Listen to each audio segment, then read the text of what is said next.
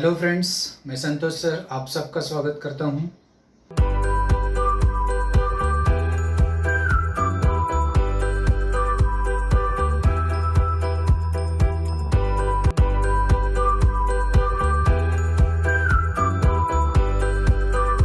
ये है अगला सवाल। इसमें यदि a into y plus z equal to b into z plus x is equal to c into x plus y तथा a b c में से कोई दो संख्या समान नहीं है तो सिद्ध कीजिए कि y minus z upon a into b minus c बराबर z minus x upon b into c minus a बराबर x minus y upon c into a minus b. Okay, तो यहाँ पे हमें ये दिया गया है और ये सिद्ध करना है। बराबर, सवाल को देख के आपको थोड़ा सा चक्कर आ रहा होगा, है ना? तो चक्कर आने वाली जैसी कोई बात नहीं है, एकदम सरल सवाल है, एकदम आसान है। सिर्फ ध्यान से सुनते जाओ, देखते जाओ, एकदम सरल सवाल है।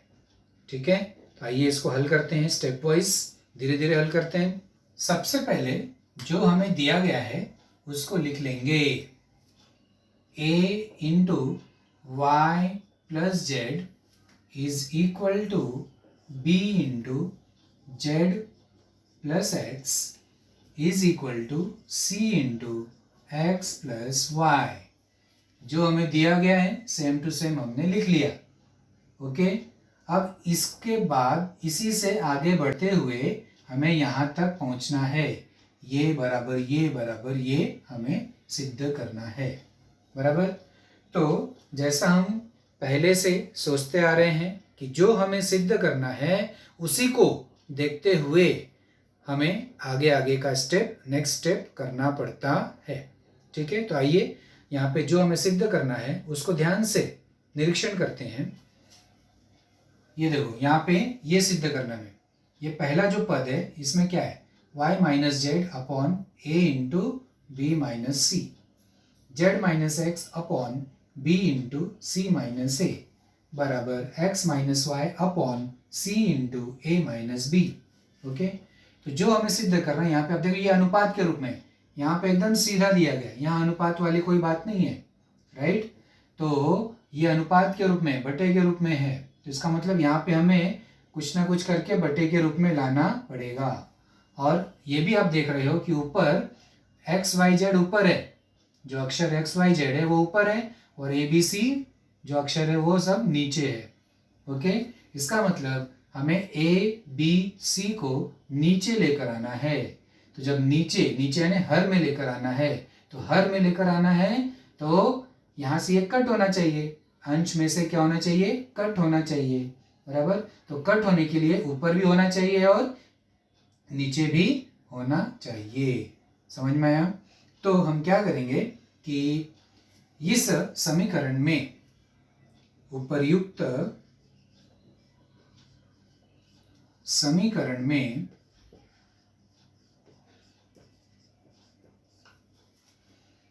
a into b into c, a b c से भाग देने पर,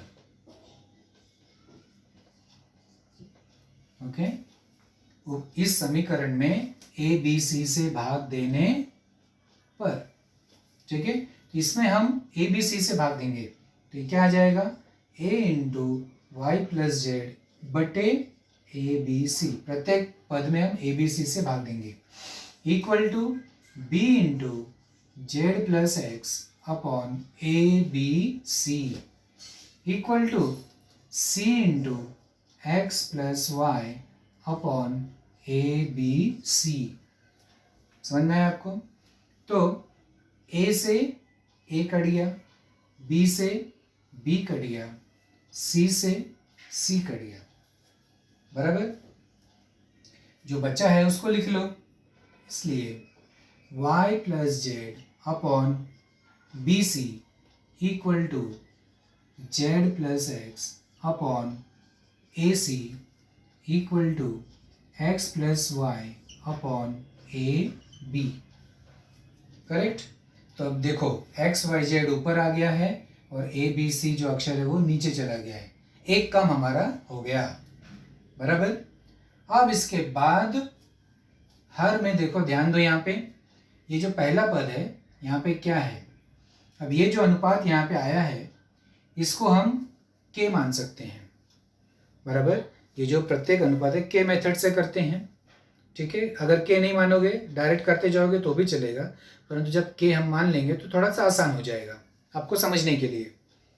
तो यहाँ पे ये जो तीनों अनुपात हमें मिला है इसको हम मान लेते हैं कि ये तीनों अनुपात का मान जो है के है, ठीक है। तो वो इस प्रकार से आ जाएगा, इसलिए y plus z upon b c, यहाँ पे आप लिखोगे माना,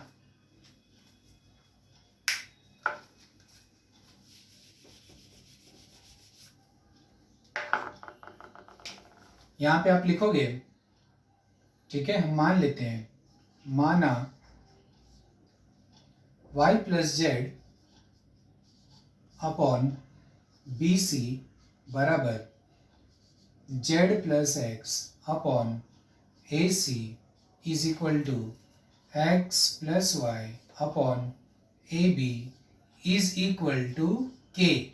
तीनों अनुपात का मान हमने कितना मान लिया, के, ओके। अब इसके बाद ये जो पहला पद है यहाँ पे ध्यान से देखो, हर में क्या दिया है, ये जो है a इंटू बी माइनस सी, इस तरह से दिया है। तो इस कोष्टक को अगर हम हल करेंगे तो a का गुणा कोष्टक के अंदर होगा तो क्या होगा, a का गुणा b में होगा तो ये क्या हो जाएगा ab, और a का गुणा c में होगा तो ये क्या हो जाएगा minus ac, ab minus ac मिलेगा, बराबर। इस कोष्टक को हल करने पे क्या मिलेगा, ab माइनस ac।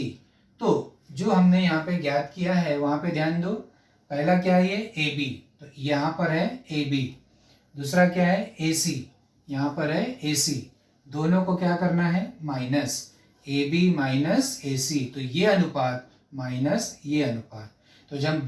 तो हम जब दो अनुपात को माइनस करते हैं तो कौन सा गुणधर्म का उपयोग करते हैं, तुल्य अनुपात के प्रमेयानुसार,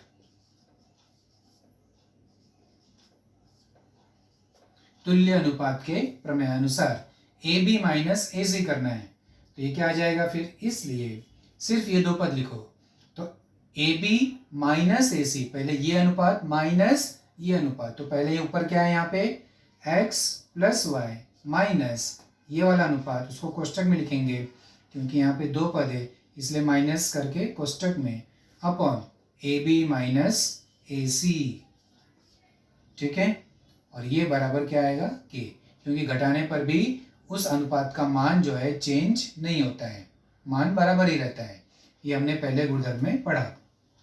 इसको हल कर दो थोड़ा, x प्लस वाई माइनस अंदर जाएगा तो minus z minus x upon, यहाँ से देखो a और a कॉमन है तो कॉमन ले लो, b माइनस सी बराबर k, तो प्लस x और माइनस x कट गया, ये ऊपर क्या बचा y minus z upon a into b minus c बराबर k, y minus z upon a into b minus c बराबर k। ये देखो पहला अनुपात आ गया y minus z upon a into b minus c, पहला अनुपात मिल गया, इसका मान कितना है k। इसको हम दे देते हैं कथन नंबर 1 या समीकरण नंबर 1, ठीक है।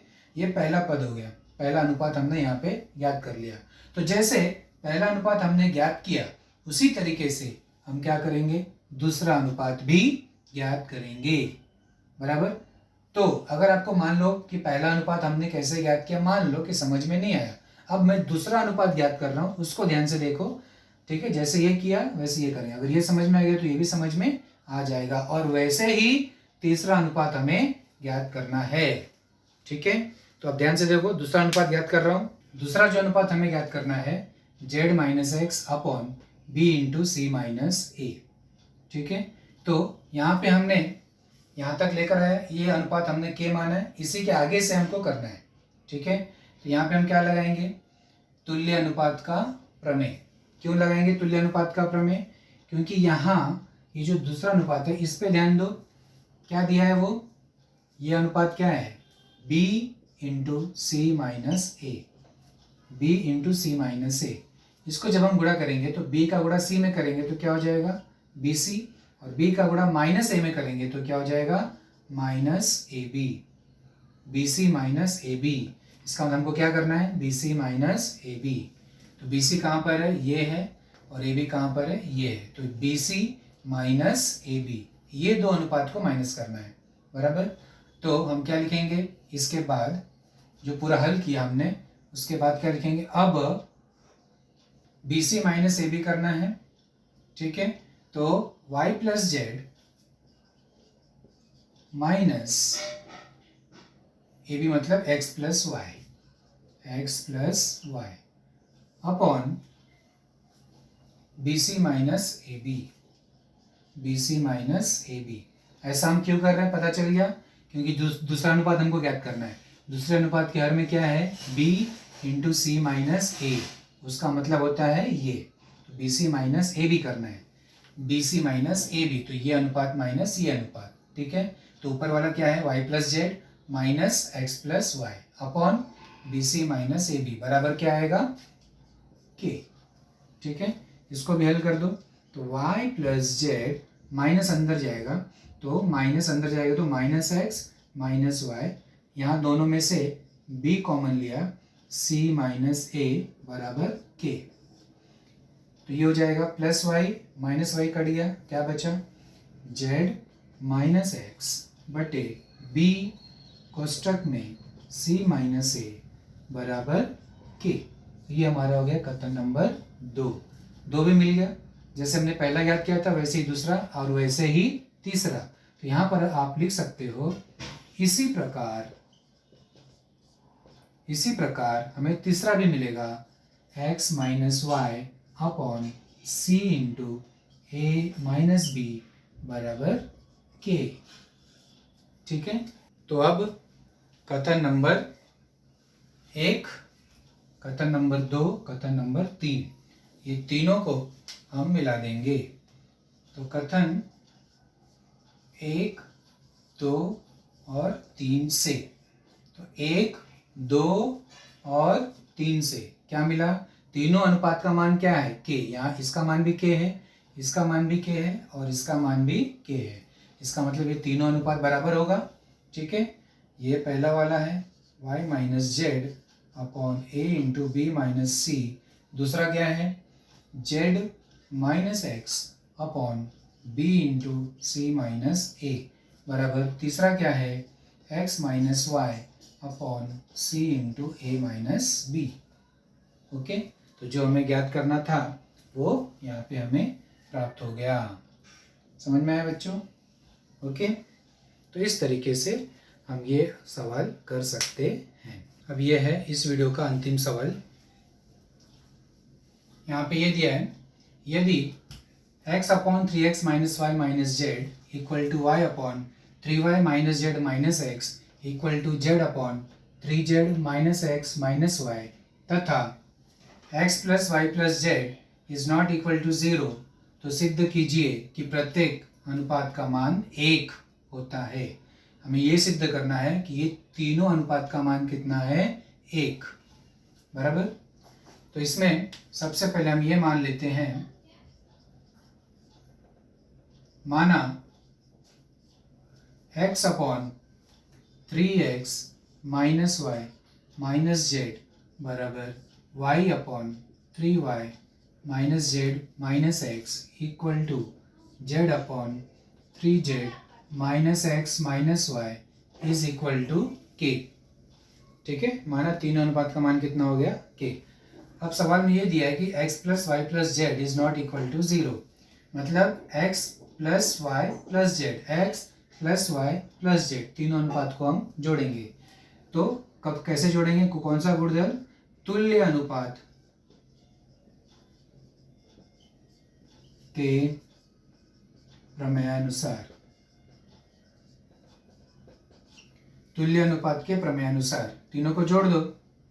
X plus y plus z, x plus y plus z upon, ऊपर जोड़ेंगे तो नीचे भी जोड़ना है, 3x minus y minus z plus ये अनुपात 3y minus z minus x plus 3z minus x minus y बराबर के, मान वही रहेगा। अब इसके बाद में x plus y plus z upon, यहाँ देखो ये 3x है राइट, और ये माइनस एक्स है और ये माइनस एक्स है, इसको साथ में लिख लो, थोड़ा सा आसान हो जाएगा देखने के लिए। 3x minus x minus x, ये 3y है, 3y minus y minus Y, दो बार है, 3y minus y minus Y. उसके बाद 3z है, 3z minus z minus Z, 3z minus z minus Z, ठीक है, बराबर के। ये जो पूरा अनुपात है वो बराबर के। इसलिए x plus y plus z upon 3x में से एक x गया तो 2x, 2x में से एक x गया तो x, तो यहाँ पे सिर्फ क्या आएगा 1x, 3y में से एक y गया तो 3y minus Y 2y, 2y minus Y 1y, 1y।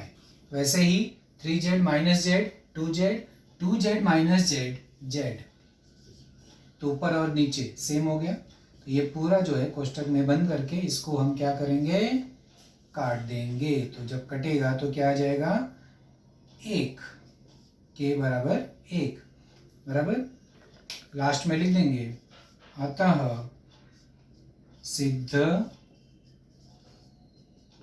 हुआ। ओके, तो ये एकदम आसान है, 2-3 स्टेप का ही है। इस तरह से इस सवाल को हम हल करेंगे। तो ये हो गया आपका पूरा एक्सरसाइज 4.4, यहीं पे समाप्त होता है। पूरा वीडियो आप ध्यान से देखिए, समझिए और सवाल को अपने आप करिए। Thank you very much.